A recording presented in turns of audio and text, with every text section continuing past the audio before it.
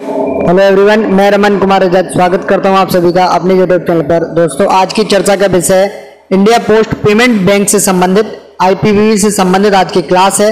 और आज की चर्चा में हम लोग बेसिक सेविंग अकाउंट से संबंधित जो क्वेश्चंस है उनका हम लोग देखेंगे कि कैसे क्वेश्चंस यहां से बनते हैं और पूछे जाते हैं। तो आज का पहला प्रश्न है कि एक बुनियादी बचत खाता क्या है, एक बेसिक सेविंग अकाउंट क्या होता है। तो सिंपली एक बेसिक सेविंग अकाउंट्स पर जो बेसिक बैंकिंग सर्विसेज है उनको प्रोवाइड किया जाता है और इसके अलावा मनी को सुरक्षित रखने, कैश को निकालने और जमा करने का सबसे अच्छा तरीका एक बेसिक सेविंग अकाउंट होता है। क्वेश्चन नंबर 2 में पूछा गया है कि क्या कोई व्यक्ति इस खाते को खोल सकता है, इस अकाउंट को कौन खोल सकता है, यह पूछा गया है। तो कोई भी ऐसा व्यक्ति जिसकी एज 10 साल से ज्यादा है और उनके पास में आधार कार्ड है तो वो लोग बेसिक सेविंग अकाउंट खोल सकते हैं।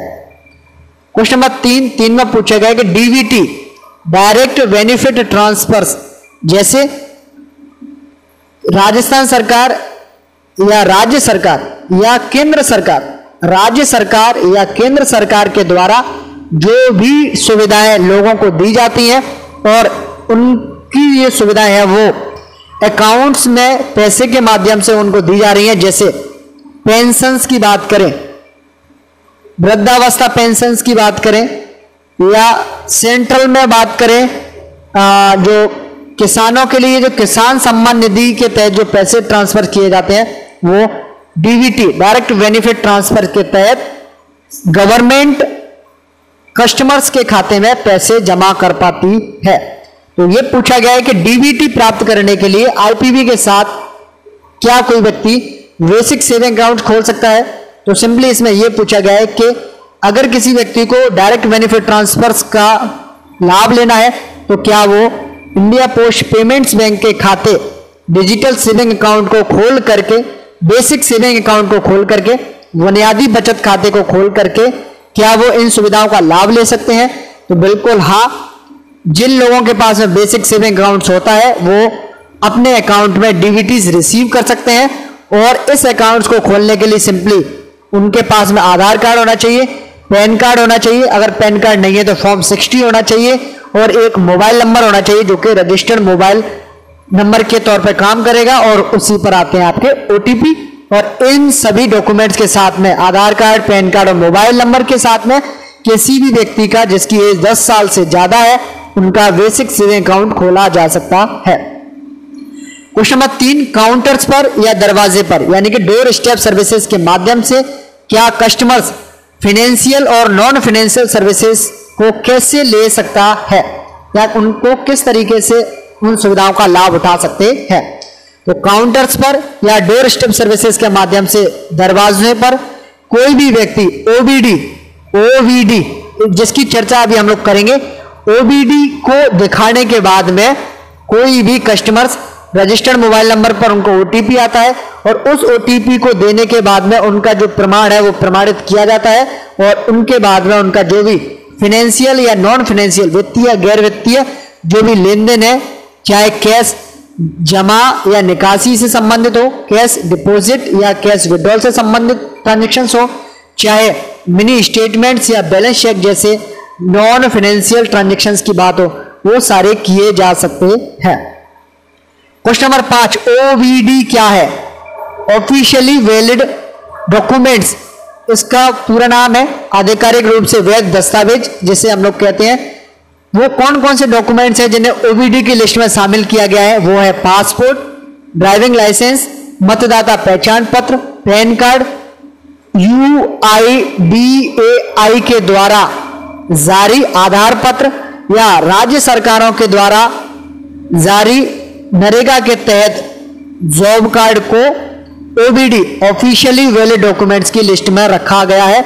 और इन डॉक्यूमेंट्स को दिखाने के बाद में रजिस्टर्ड मोबाइल नंबर पर जो भी OTP आता है, 1 टाइम पासवर्ड आता है, उसको देने के बाद कोई भी कस्टमर्स फाइनेंशियल या नॉन फाइनेंशियल ट्रांजैक्शंस कर सकता है। क्वेश्चन नंबर 6, किसी व्यक्ति के पास में क्या एक से ज्यादा बेसिक सेविंग अकाउंट हो सकते हैं? तो इसका आंसर है नहीं। किसी भी व्यक्ति के पास में एक से ज्यादा किसी भी श्रेणी के प्रोडक्ट्स के रूप में खाते नहीं खोले जा सकते हैं। किसी भी व्यक्ति के पास में एक ही बेसिक सेविंग अकाउंट होगा, या एक ही रेगुलर सेविंग अकाउंट होगा, या एक ही प्रीमियम सेविंग अकाउंट होगा, या एक ही डिजिटल सेविंग अकाउंट होगा। आप लोग इन कैटेगरीज में एक एक अकाउंट यानी कि टोटल 4 अकाउंट खोल सकते हैं, लेकिन किसी एक कैटेगरी में आप लोग 4 अकाउंट्स या एक से ज्यादा अकाउंट खोल ही नहीं सकते हैं, इसकी अनुमति होती नहीं है। क्वेश्चन नंबर 7 में पूछा गया है क्या बेसिक सेविंग अकाउंट्स जॉइंट रूप में खोले जा सकते हैं? एक या एक से ज्यादा व्यक्ति क्या इसको खोल सकते हैं? तो इसका आंसर है नहीं, जॉइंट रूप में कोई भी बेसिक सेविंग अकाउंट्स नहीं खोला जाता है। Question number 8, basic saving account से कौन कौन से लाभ कस्टमर्स को मिलते हैं?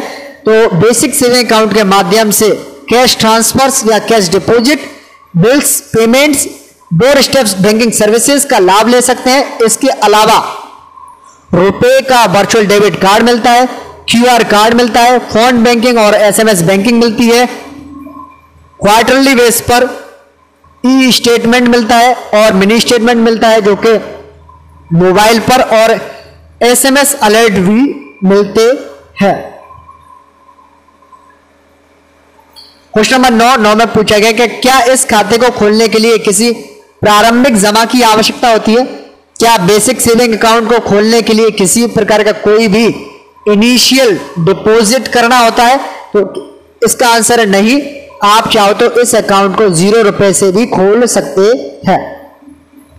क्वेश्चन नंबर 10 में पूछा गया क्या बेसिक सेविंग अकाउंट में किसी भी प्रकार का कोई भी न्यूनतम मिनिमम बैलेंस रखने की आवश्यकता होती है? तो इसका आंसर है नहीं, अगर कोई व्यक्ति चाहे तो इसमें 0 रुपए भी रख सकता है।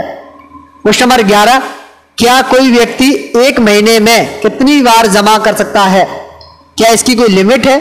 तो कोई भी व्यक्ति बेसिक सेविंग अकाउंट में कितने भी बार पैसे जमा कर सकता है, और वो एक्सिस पॉइंट के माध्यम से, जीडीएस के माध्यम से, या पोस्टमैन की जो भी लिमिट्स हैं कैश की, उस लिमिट्स के रूप में वो लोग ट्रांजैक्शंस कर सकते हैं। लेकिन एक महीने में ट्रांजैक्शंस की कोई लिमिट नहीं है, अनलिमिटेड जमा कर सकते हैं। क्वेश्चन नंबर 12, क्या इस खाते के लिए अधिकतम शेष राशि की सीमा है? क्या बेसिक सेविंग अकाउंट में मैक्सिमम डे बैलेंस कितना रखा जाता है, यह पूछा गया है। तो EOD end of the day या दिन के अंत में किसी भी खाते में 2 लाख रुपए से ज्यादा नहीं रख सकते हैं, ऐसी आरबीआई या बैंकिंग के ऑर्डर्स या गाइडलाइंस होती है। क्वेश्चन नंबर 13 में पूछा गया कि क्या किसी खाते में अधिकतम शेष राशि से अधिक पैसा हो सकता है क्या? कहने का मतलब है कि अधिकतम शेष राशि से अगर पैसा ज्यादा हो जाता है तो उसका क्या होता है? तो जिन लोगों के पास में इंडिया पोस्ट पेमेंट बैंक के खाते यानी कि बेसिक सेविंग अकाउंट्स है, या डिपार्टमेंट ऑफ पोस्ट के तहत पोस्ट ऑफिस का सेविंग अकाउंट है, और ये दोनों आपस में लिंक है, 2 लाख रुपए से ज्यादा का अगर ट्रांजैक्शन हो जाता है तो ऑटोमेटिक रूप से जो पैसा है वो पोस्ट ऑफिस के सेविंग अकाउंट में जमा हो जाता है, ट्रांसफर हो जाता है।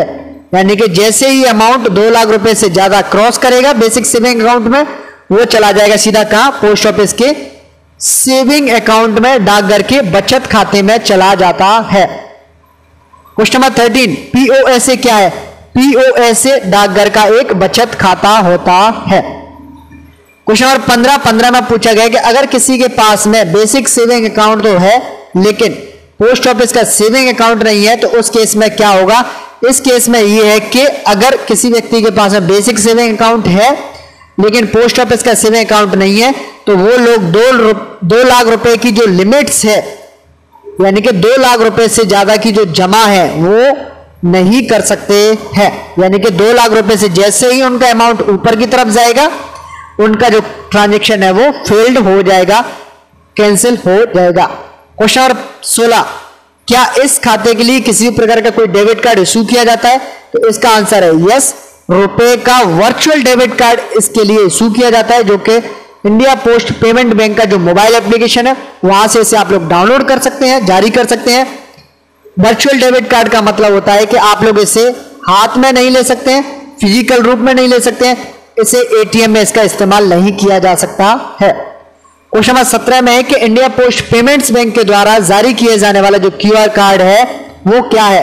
तो सिंपली जो क्यूआर कोड होता है, क्यूआर जो कोड होता है जो कि आप लोग कई दुकानों पर भी देखते हैं या आपके मोबाइल एप्लीकेशंस में भी होता है, उस क्यूआर कोड को डिजिटल रूप में लेने के लिए क्यूआर कार्ड की व्यवस्था की गई है। यानी कि आपके पास में है कोड, उसको आपको फिजिकल रूप में लेना है तो आपको क्या चाहिए, क्यूआर कार्ड चाहिए। इस तरीके से आप लोग इसको इशू कर सकते हैं। क्वेश्चन नंबर 18 में है कि क्या आईपीपीबी के जो क्यूआर कार्ड्स हैं या वर्चुअल डेबिट कार्ड्स हैं उनको एटीएम में उनका इस्तेमाल किया जा सकता है। तो इसका आंसर है नहीं, किसी भी प्रकार के क्यूआर कार्ड या वर्चुअल डेबिट कार्ड को एटीएम मशीन में नहीं लगा सकते हैं क्योंकि ये डेबिट कार्ड नहीं होता है। क्यूआर कार्ड एक डेबिट कार्ड नहीं होता है। क्वेश्चन नंबर 19, क्या इस खाते के लिए चेकबुक की रिक्वेस्ट की जा सकती है। तो फिलहाल में बेसिक सेविंग अकाउंट पर किसी भी प्रकार की कोई भी चेकबुक इशू नहीं की जाती है। क्वेश्चन नंबर 20 में पूछा गया कि क्या किसी बेसिक सेविंग अकाउंट पर डिमांड ड्राफ्ट की रिक्वेस्ट की जा सकती है। तो डिमांड ड्राफ्ट की जो सुविधा है वो बेसिक सेविंग अकाउंट पर अभी उपलब्ध नहीं है। Question number 21, basic saving account पर ब्याज की कैलकुलेशंस कैसे की जाती है। तो एंड ऑफ द डे में ईओडी के बाद में जो भी शेष राशि आपकी बचती है उस पर मिलेगा आपको इंटरेस्ट, उस पर मिलेगा आपको ब्याज, और ब्याज का जो पेमेंट है वो किया जाएगा, आपको क्वार्टरली भुगतान किया जाता है। क्वेश्चन नंबर 22 में है कि क्या मुझे बेसिक सेविंग अकाउंट खोलने के लिए किसी प्रकार के फिजिकल डॉक्यूमेंट जमा करने की जरूरत है। तो इसके लिए आपके पास में दो ऑप्शंस है। पहला है आपको ई केवाईसी के तहत खाता खोलना है, दूसरा है नॉन ई केवाईसी के थ्रू अगर आपको खाता खोलना है। जो लोग ई केवाईसी या नॉन ई केवाईसी के तहत खाते खोलते हैं उनके लिए अलग अलग प्रावधान है। जो लोग ई केवाईसी के थ्रू खाता खोलते हैं उनके लिए किसी भी प्रकार के फिजिकल डॉक्यूमेंट जमा करने की जरूरत नहीं है, लेकिन जो लोग नॉन ई केवाईसी वाले खाते खोलते हैं उनके लिए पहचान का प्रमाण और पते का प्रमाण, एड्रेस, आइडेंटिटी प्रूफ और एड्रेस प्रूफ, यानी कि आइडेंटिटी प्रूफ और एड्रेस प्रूफ दोनों ही जमा करने होंगे। कब? जब आप लोग नॉन ई केवाईसी खाता खोलते हैं उस समय। क्वेश्चन नंबर 23 में पूछा गया क्या डोर स्टेप सर्विसेज के माध्यम से, डोर स्टेप बैंकिंग सर्विसेज के माध्यम से क्या कोई व्यक्ति नॉन ई केवाईसी खाते खोल सकता है क्या। तो इसका आंसर है नहीं, नॉन ई केवाईसी खाते आईपीबी की ब्रांच में ही खोले जाते हैं। और इसी के साथ इस वीडियो को करता हूं मैं एंड। ये है अंत इस वीडियो का। धन्यवाद।